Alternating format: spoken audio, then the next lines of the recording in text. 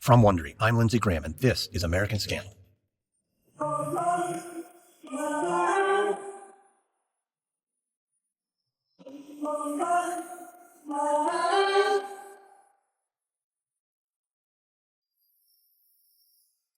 Today we conclude our series on the Tuskegee Syphilis study. We'll be talking with Priska Neely. She's a reporter for Southern California Public Radio. As we noted in our last episode, wide health disparities still exist today between Black and white Americans. Perhaps the most shocking of these disparities is the infant mortality rate. As Priska has reported, Black babies in the United States are twice as likely as white babies to die before their first birthday. A myriad of factors, such as poverty, access to healthcare, and education, contribute to this problem. But more alarming is that this issue has persisted for decades with no sign of change. Priska has put considerable time into researching this issue, and she'll discuss her reporting, her personal connection to it, and why solving the problem will require tackling structural and institutional racism. American Scandal is sponsored by the new Audible original Bad Republican by Meghan McCain. In her debut audio memoir, Meghan McCain gives a first-hand look into the life of the conservative rebel and departing co-host of The View. You'll hear what it's like to grow up as the daughter of an American icon and to mourn his loss very publicly just 1 year into her tenure as co-host of America's most-watched daytime talk show. Her memoir also reveals how she handled attacks from the U.S. president and her thoughts on cancel culture, dating, and how our country treats new mothers. It's unsparingly honest, deeply relatable, and highly entertaining. Go beyond what you know about Meghan McCain from TV and your newsfeed. Visit audible.com/badrepublican and listen now. We get support from the new podcast, Hemingway's Picasso. Stephen Coe lived many lives. He was an NFL journeyman, a male model, and one of the most well-connected smugglers in 1980s Miami. Coe collected many souvenirs from his adventures, but his most treasured bounty, a beautiful ceramic crafted by Pablo Picasso and gifted to Ernest Hemingway at the author's Cuban home. So the story goes. Lost during the Cuban Revolution, the artwork resurfaced when Coe took it as payment for a drug run financed by the notorious Pablo Escobar. Coe passed away in 2018, passing the piece down to his son, Stevie. Stevie feels he needs to complete his father's mission of selling this piece and telling Steve's cinematic life story. Is the Picasso authentic or a fraud? Was Steve Coe a big talker or a real deal smuggler? Listen to new episodes of Hemingway's Picasso every Monday, wherever you get your podcasts. Priska Neely, thank you for joining us today. Thanks for having me. Great to be here. Now, the Tuskegee Syphilis study and modern infant mortality rates are completely separate issues. The study was a large conspiracy that purposefully harmed a specific set of African-American men from the 1930s on. The issues you reported on feel much more widespread and much more modern, and at the same time, not modern at all. I'm wondering if you see any parallels here in terms of the relationship between doctors, the government, and the healthcare system and African-Americans. Yeah, I mean, as you said, it can seem like these two topics are not at all related. But when I first got the request to talk about this, Tuskegee was actually something that came up in a couple of interviews that I did while reporting on this project. I was talking to someone who runs one of the Black infant health programs. That's a program that was created to deal with this issue of infant mortality. And she works within the LA County Public Health Department. And she actually keeps some materials hung up in her office about the syphilis experiment. And I was going back and listening to the tape of my conversation with her. And she said that she keeps those papers there because she wants to remember not really that it, was something that was perpetuated by the health department, but that it wasn't that long ago. That it sounds like something that was, ancient and historical and alarming, but it was really in our recent history. And so when she talks about doing outreach work around infant mortality, about, trying to get Black women care, about, trying to support them and shield against racism in society, she says, you can't do that work without remembering some of the things that have happened that have completely fractured trust in the past. So I think that, these issues are definitely linked in some ways. Well, let's talk about the issue that your reporting centers on. Before we get into the details of Black infant mortality, I'd like to know just how you discovered the issue to begin with. You wrote an article last year that you first heard about these statistics when you were at a conference on mental health. Can you tell me what you heard and what you felt in the discovery? Yeah, so I cover early childhood issues, and I had just come onto the beat, and I was kind of figuring out exactly what I wanted to do with that kind of specific but broad world. And I was attending a conference about maternal mental health, and there were a bunch of different breakout sessions, and one of them was about Black women and childbirth. So as a Black woman, I was kind of drawn to that. And that was the first time that I'd ever heard the statistic that Black babies in the United States are twice as likely to die in their first year of life as white babies. And I'd never heard that statistic before. I'm sitting there kind of shocked by that and was immediately shocked again once there's some assumptions that may enter your head when you hear that about poverty and access to healthcare, but immediately those were challenged when I learned that it's not just about socioeconomic status, it's not just about access to healthcare, but a Black woman with a college degree is still more likely to lose her baby than a white woman who hasn't finished high school. I learned that prematurity is actually the leading cause of the deaths. Babies who are born too early, too small. Black women have a much higher rates of going into preterm labor. And when I heard that, I realized that this is something that had touched my own family, because I have one sister who lost 2 babies who were born premature. And I have another sister who had my nephew who's now 12 and doing great, but he was born 2 months premature. So when I heard this, I immediately texted them and I was like, have you ever heard the statistic? Did you realize that your experiences were part of this larger trend? And they had no idea. They had never heard of this issue. It wasn't anything that had really been discussed with them in their medical care as something that was, that they didn't know that they were kind of at higher risk to begin with. And so that's kind of what set me on the path of reporting a big project, because I realized that it wasn't just them. There are so many Black women who have had experiences like this and don't realize that their personal pain. My sister said something that I won't forget, which is that we don't realize that this is more than just our bodies. Well, let's stick with this statistic for a moment, because it is a startling one, that Black babies are twice as likely to die before their first birthday than white babies. It's alarming. And as you kind of indicated, you might think, okay, this is probably a socioeconomic difference. We've long understood that there are health repercussions to poverty. But the science and research on this may indicate that it's not just a socioeconomic issue. It might be a systemic one, a societal issue. So what has this research shown us, and what conclusions are we left with? Yeah, so I'll take you back to 1984. In my reporting, I found a transcript of a congressional hearing from 1984. It was called Infant Mortality Rates, Failure to Close the Black-White Gap.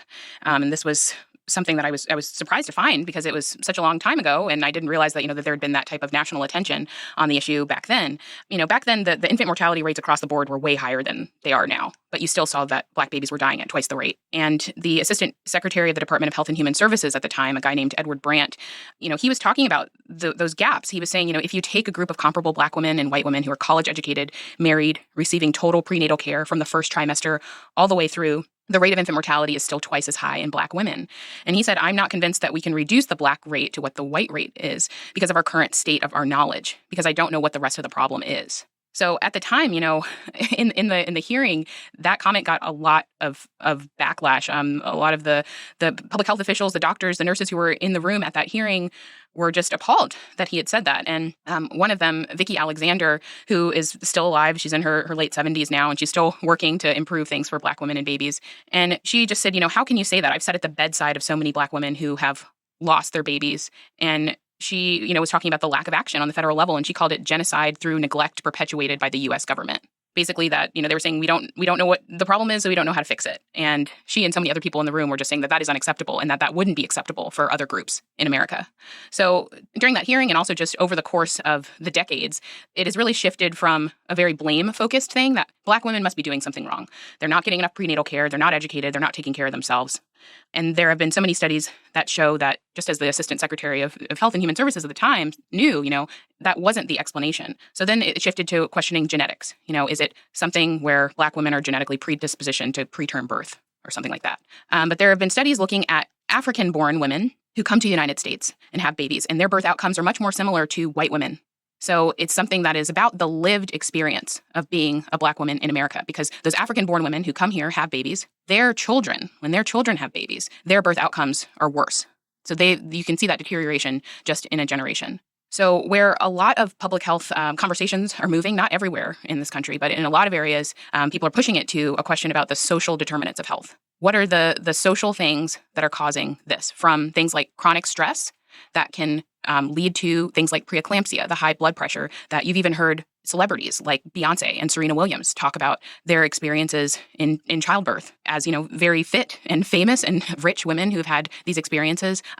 What are the things that can not only lead people to those types of conditions over the course of their lifetime, but also how Black women are treated by the medical system? Are they listened to?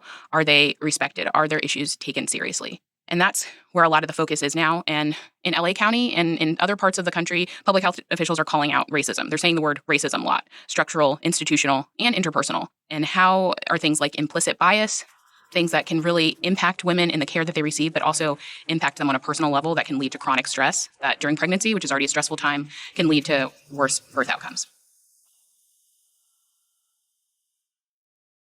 In the small town of Fox Lake, Illinois, Joe Gliniewicz was a hometown hero and 30-year veteran of the local police department. On September 1st, 2015, just 1 month from retirement, he was found dead outside an abandoned cement plant, shot in the chest twice at close range. While the town and Joe's family mourned his passing, hundreds of police officers launched a manhunt to find his killer. After weeks of searching, the lead investigator discovered chilling secrets about Joe, the local police department, and the village of Fox Lake. These were secrets that once uncovered would put the town in the national spotlight and haunt them for years to come. Wondery's shocking true crime podcast, Over My Dead Body, is back for a third season with a story about corruption, betrayal, and the secrets of a fallen hero. Follow Over My Dead Body Season 3, Fox Lake, on Apple Podcasts, or you can listen early and ad-free by subscribing to Wondery Plus in Apple Podcasts or the Wondery app.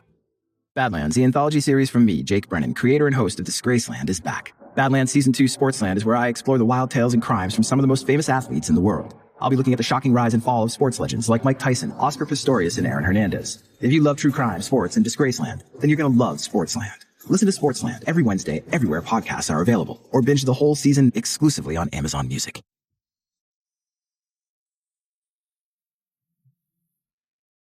Well, let's talk a little bit about how Black women are treated by the medical system. So in a series on Black mothers and childbirth, NPR reported that underlying problems like the lack of health insurance and lower quality of care are amplified by an unconscious bias.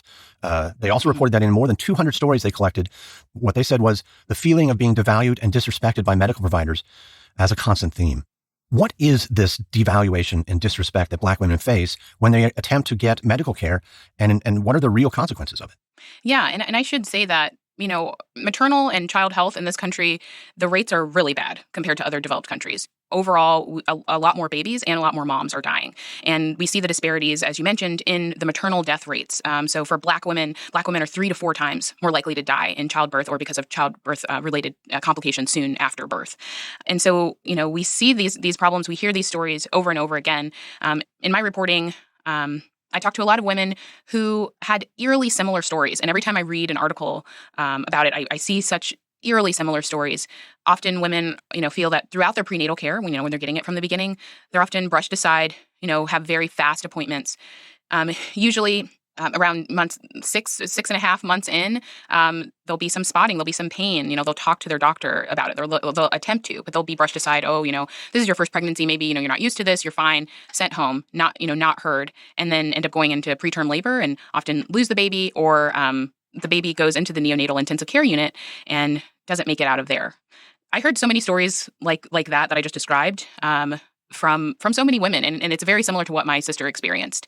Not feeling heard and going into preterm birth, and a lot of the conversations when we talk about solutions around this, it's really putting it kind of back onto the women in a lot of ways. There are conversations around implicit bias training for doctors, to be aware of how they may be treating people differently. But in terms of what women can do, it's a lot of talk about self-advocacy and, finding a doctor that you connect with, and then really not taking no for an answer, which is hard, is a hard thing to have to put on a woman. There's also a lot of conversation about doulas or other birth advocates who can be there in the room with the women to kind of speak up when they may not be able to.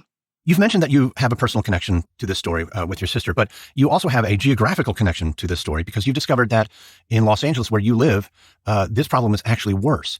What might explain that? Yeah, so it's something that's surprising to a lot of people because when you think about California, a lot of people who I talked to in public health were surprised that, this was an issue that California was dealing with, and LA in particular, because think about there being, kind of a better access to healthcare here. And the infant mortality rates overall are much better. It's closer to the desired rate, to the target rate for infant mortality. Fewer babies are dying in California overall, but you still see that gap. You still see a higher rate of death for Black babies. And in LA County, the rate is actually 3 times higher. And in a lot of areas, in Northern California, in the Bay Area, you see a wider gap there as well. And, some of the things that are in the conversations here is that, there could be different pressures. There's starting to be some research done on how Black women who are actually more successful may have a higher stress levels because of the environments that they're working in that can play out in terms of their birth outcomes. But there are also a lot of issues of isolation. When we talk about solutions for this issue, it's often a lot of group care models. Centering pregnancy is something that you'll hear about, where women are actually put into groups to have, group care sessions. And in LA, there are a lot of issues with even getting to have, Black women doing this work, kind of empowering them, uplifting them to this sprawling county. So there are all these different pockets, and isolation is something that is a big issue here. There are a lot of disparities in the hospitals, and, we talked a little bit earlier about insurance and how that can really play into this. Sometimes Black women who may be on Medicaid or, Medi-Cal, which we have here, are just perceived very differently and given different treatment, even when they try to go to a better hospital to seek it out. The housing insecurity here is something that public health officials are focused on addressing. How does housing impact stress? You see these disparities all over the country, and in a lot of areas where you may say, oh, this is probably not an issue here or not as much of an issue. But that just goes to show that this is such a persistent problem and that you really do need targeted approaches to fix it. Because when you look at the graphs of how the infant mortality rates have changed over the decades in LA County, you'll see that the white rate has actually gone down. And so that's what caused the rate to go from twice as high to 3 times as high, is because the white rate actually got better and the black rate didn't.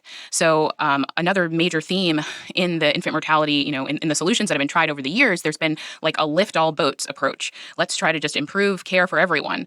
And because there isn't that culturally sensitive, care given to Black people by Black people, you'll often see that the white rate will improve or other groups will improve, but the black rate will not. And the new leadership of the Department of Public Health has in LA County, this is someone who came from Massachusetts. Her name is Dr. Barbara Ferrer. She's the new head of the Department of Public Health for LA County.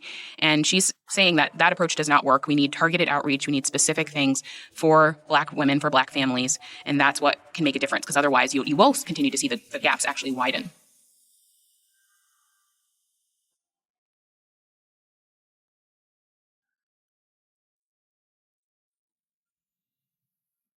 Well, here we are then, having identified an issue, kind of ruled out many of the more obvious and frankly treatable causes. It's not endemic genetically. It's not a socioeconomic problem. It seems, when we get down to it, to be a systemic racial issue. That's very large and hard to deal with. So for those people that are trying to tackle this issue, what is their plan? Yeah, I think that what you just said is the reason that this has been such a persistent issue, because it's not something that can just be tackled in the clinical setting. When you look at the maternal death rates, for example, there have been kind of like toolkits that have been made for hospitals to track blood loss, to track pulmonary embolisms, that type of thing, like checklists that doctors can go over and nurses can go over to prevent maternal deaths. But when we realize that infant mortality is linked to the life course, to the lifetime of a Black woman, and that is what we need to fix, that's something that takes every aspect of society that touches her. So that's why this is something that's so complicated, and it's something that also will take a long time to show results. But some of the things that I looked at, one of the programs is something called the Best Babies Zone. So this is something that tries to do kind of exactly what I said, looking at the whole life course, looking at improving everything for a whole community, and that will help Black women. So I looked at the Best Baby Zone in Oakland, which is one of 9 across the country, these neighborhoods that have high rates of infant mortality. Health workers, social workers go in and they empower the community locally to address the issue. They say, what's the biggest problem for you here? In some of the communities, it's been transportation. In Oakland, it was economic empowerment. The fact that, there were no stores, there's nothing in that community. So everyone has to leave for work. There's no way to keep the money there. So part of the solution was something that doesn't really seem connected to infant mortality at all, but it was starting a community market on the weekends where local vendors could come and sell things, where there was a place for kids to play. And then there were also presentations from the Department of Public Health on, best practices for pregnancy with linking women to hospitals or doula services. There was a boot camp for dads. And this was something that they started as a way to bring people together, keep some money in the community and also educate the community and support families. So that's something that's, going on in a few neighborhoods across the country. It's very intensive. And, they're not expecting to publish some paper next year that's like, oh, we fixed this. This is a long game. And I think another important thing to do is just to frame it and make it clear that it's not just a Black issue. We have some of the worst infant mortality rates in the developed world. And in order to bring those down, you have to get the Black infant mortality rate down. So this is something that can help society overall. And, the costs of NICU care, of neonatal intensive unit care, the burdens on families when babies are born premature and they have lifelong issues, this is something that really touches everyone. So kind of making that clear to people is part of the framing that I think needs to shift. So it's not just like, oh, this is their problem, they need help. But at the same time, it is important to empower members of the Black community. Did you find, other than the official you mentioned at the top of this interview, anyone who referenced Tuskegee or had a suspicion of the government officials or the medical industry? Is this part of the problem as well? That's not something that I tackled head on. So it came up a few times, but I think in general, trust and community building and outreach is really important and is a big part of the solutions. I think it was really interesting in listening to the podcast, how much the Tuskegee participants were craving the medical care and how that, had somehow attracted them or from the public health department's perspective was like, oh, well, they're getting this care that they wouldn't be able to get otherwise. That was just something that was really startling to hear. But I think it is connected to when you talk about the importance of total prenatal care and, Black women getting care as soon as possible, there are trust issues. There are trust issues from a personal level where, women have had or heard of other experiences where, people have had bad experiences with doctors, not listening to them. So it's like, why should I go and get that care if I'm at this higher risk? At the end of your article in the LAist, you mentioned that you were talking to Dr. Vicki Alexander, who was at that congressional hearing in 1984, and that she heard you sigh when she was talking about, what might sound like the futility of this issue. But she told you that you shouldn't be sighing, that it's okay, and was reassuring. Why do you think she felt that? And do you? I'll sigh again. Yeah, I think that she felt that because there has been progress that she's seen in her lifetime. I think it's frustrating for her and for people like her to continue having these conversations, to have to present the very basic data points to kind of push people past their stereotypes. But, after that congressional hearing, there were programs that were developed. There was more funding that was created. Infant mortality rates across the board have gone down. But you do still see those gaps. So I think that she is optimistic because from her vantage point and from a lot of other researchers I talked to, they say that this problem was, decades, hundreds of years in the making, and that we can't expect a solution overnight. But I think she's encouraged to see racism moving more toward the forefront of the conversations and a shift away from some of the blaming of Black women and Black people for having this issue, blaming them for having these experiences, these negative experiences. So I think that she sees hope because there is a shift in the conversation and how we're talking about it. My hope is that conversation is sustained and, there's not like these little flickers every few decades where, we're kind of talking about this in a different way and then we move on to some other issue. So yeah, I'm encouraged by some of the conversations and the way that the framing around these issues has changed. I just hope that, in 30 years, there isn't some reporter quoting my article about this. Well, Priska Neely, thank you so much for talking to us today. It was a pleasure. Thanks for having me. That was my conversation with Priska Neely. You can find Priska's reporting on Black infant mortality at scpr.org and at laist.com. American Scandal returns next week with an all-new series. On the morning of December 29th, 1890, U.S. cavalry troops confronted a group of Lakota Indians. After some miscommunication, a rifle went off, and the U.S. Army began shooting. 83 years later, a few hundred Lakota and other Indians returned to the site of the massacre, Wounded Knee. Next on American Scandal, nearly a century after the U.S. Army slaughtered hundreds of Lakota Indians at Wounded Knee Creek, Native people seized the town of Wounded Knee on the remote Pine Ridge Indian Reservation in South Dakota. Led by a militant civil rights group called the American Indian Movement, the occupiers take white residents hostage and call for an end to corrupt tribal government rooted in violence and intimidation. Their actions spark a 71-day standoff that provokes the full force of the U.S. government and pushes historical grievances back into the national spotlight. From Wondery, this is American Scandal. I hope you enjoyed this episode. If you did, subscribe now on Apple Podcasts, Spotify, Google Podcasts, Wondery.com, or wherever you're listening to this right now. If you're listening on a smartphone, tap or swipe over the cover art of this podcast. You'll find the episode notes, including some details you may have missed. You'll also find some offers from our sponsors. By supporting them, you help us offer this show to you for free. And if you'd like to hear more of American Scandal and other Wondery shows, in addition to receiving extra content, early access, and exclusive perks, you can subscribe to Wondery Plus. Go to Wondery.com/plus. That's Wondery.com/PLUS. You can also find us and me on Twitter. Search for hashtag American Scandal or follow me at Lindsey A. Graham. American Scandal is hosted, edited, and executive produced by me, Lindsey Graham, for Airship. Sound design by Derek Barrons. This episode was produced by Lee Hernandez. Editing by Casey Miner. Executive producers are Stephanie Jens, Jenny Lauer-Beckman, and Hernan Lopez for Wondery.